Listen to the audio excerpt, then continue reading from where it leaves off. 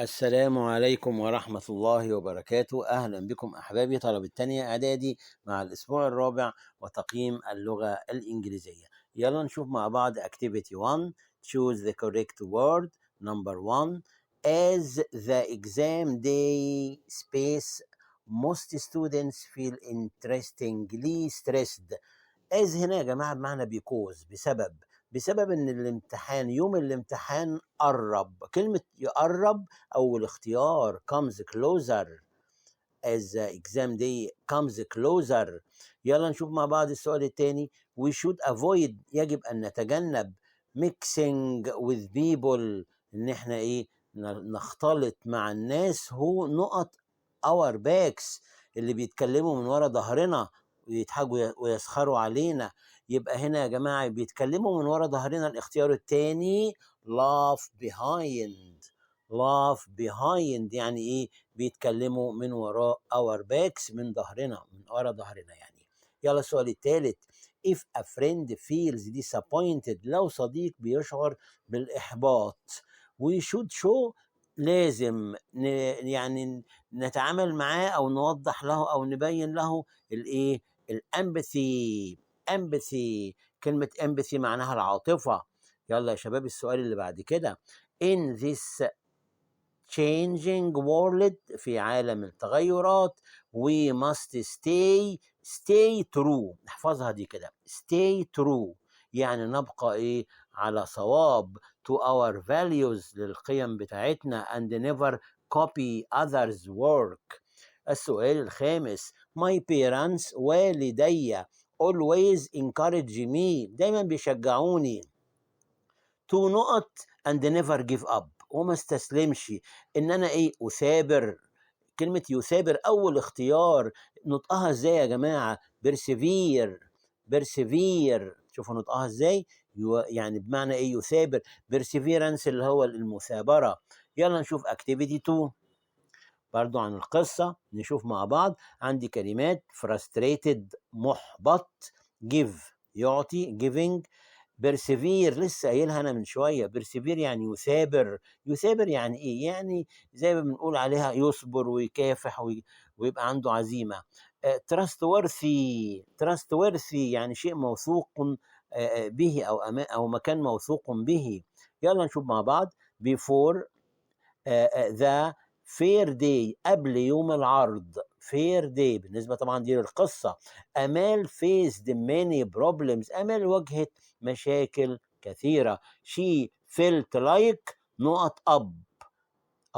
like بتحب الفعل في الاي ان جي وراها، تمام كده؟ يبقى felt like giving. كلمة giving up يعني انها تستسلم. but ولكن her parents، دايما الوالدين اللي بيقفوا جنبنا encouraged her، شجعوها شجعوها انها بقى يبقى عندها مثابرة وصبر. يبقى persevere. يارا helped her by showing empathy، يارا ساعدتها بانها يعني بينت العطف وكده. when امال felt يبقى لما امال شعرت شعرت انها frustrated محبطة. felt frustrated يعني شعرت بالإحباط. أمال fixed the problems with her robot. she made sure اتأكدت، عملت made sure. she was learning from، إنها بتتعلم من من space places، من أماكن موثوقة أونلاين، أماكن موثوقة بنتعلم منها. الأماكن الموثوقة اسمها trustworthy places. يلا نشوف الهوم performance. answer the following questions. السؤال الأول، على فكرة السؤالين دولت غاية في الأهمية. do you think it's okay to make mistakes in our life and why؟ هل بتعتقد يعني عادي ان احنا نرتكب الخطأ في حياتنا، ولماذا؟ طبعا عادي، كلنا بنخطأ. هقول yes I think so.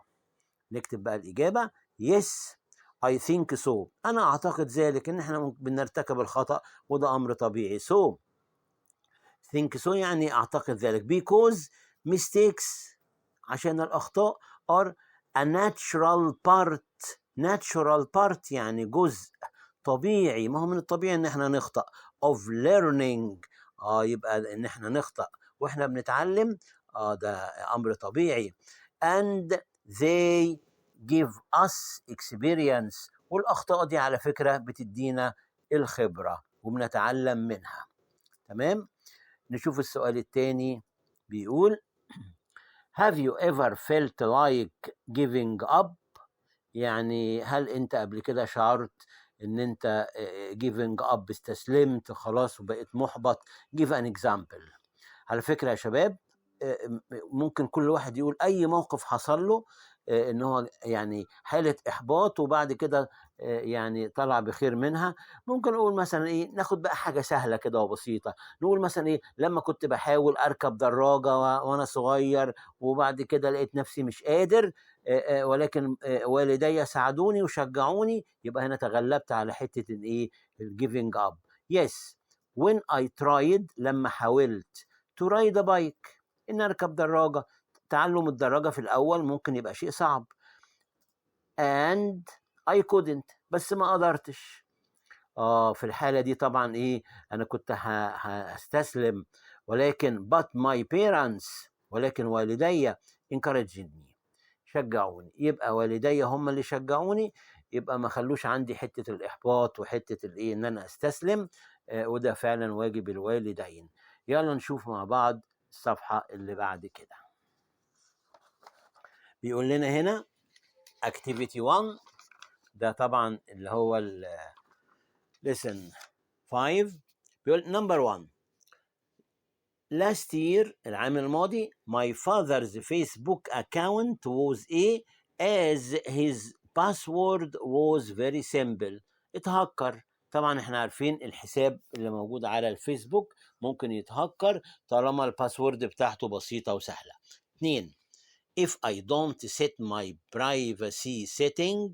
انتوا عارفين يا جماعة الإعدادات بتاعتي if I don't set my privacy setting all my photos online will be seen by others. يبقى لازم أعمل setting بشكل صحيح. بشكل صحيح هي تاني كلمة properly. proper يعني مناسب، و properly بشكل ايه، صحيح. يلا بينا نشوف السؤال الثالث. don't put yourself risk. كلمة risk بتاخد على طول. at risk يعني ما تحطش نفسك في المخاطر. السؤال الرابع to stay safe، عشان تبقى آمن online you shouldn't your full name or address. لا يجب أنك تشارك your full name، يبقى هنا share، لا تشارك. السؤال الخامس you should، احنا عارفين should بيجي وراها مصدر طبعا يا جماعة، بس أنا عندي كلمة sure هنا، في حاجة اسمها make sure، اوعى تنساها. make sure تتأكد. you make sure that you don't post your personal details online. يا جماعة احفظوا make sure يعني يتأكد. يلا نشوف بعد كده rewrite the following sentence using the words in brackets. والسؤالين دولت مهمين جدا. السؤال الأول It's important، من المهم to make a study plan، إنك تعمل خطة للدراسة. should أشيل it is important to، وأقول إيه، you should make a study plan. you should make a study plan. يبقى عملنا إيه في الجملة عشان أستعمل should؟ شلنا it is important to. يلا السؤال الثاني you should think twice، لازم تفكر كده مرتين before posting anything online carefully، بحرص. يبقى هقول ايه، انت يجب ان تفكر بحرص قبل ما تبعت اي حاجة على الايه، على الاونلاين. you should think carefully. carefully معناها بحرص، وده بيعتبر حال adverb. think carefully، احفظها كده. think carefully. You should think carefully before posting anything online. جماعة أنا عندي بعد كده الباراجرافات. الباراجرافات طبعا اللي موجودة عندنا هنا في جروب A و B و C. الباراجراف الأول بيتكلم على إيه؟ The good points of using social media، النقاط الكويسة في استخدامنا للسوشيال ميديا. والباراجراف الثاني بيتكلم على the bad points، النقاط السيئة of using social media. والباراجراف الأخير بيتكلم على my favorite free time activity، يعني free time اللي هو وقت الإيه، أنشطة وقت الفراغ. أنا هسيب لكم الباراجرافات دي في صندوق الوصف، ترجعوا له. وربنا معاكم، أتمنى لكم التوفيق، والسلام عليكم ورحمة الله وبركاته. كان معاكم مستر صبري سعد، مستشار اللغة الإنجليزية.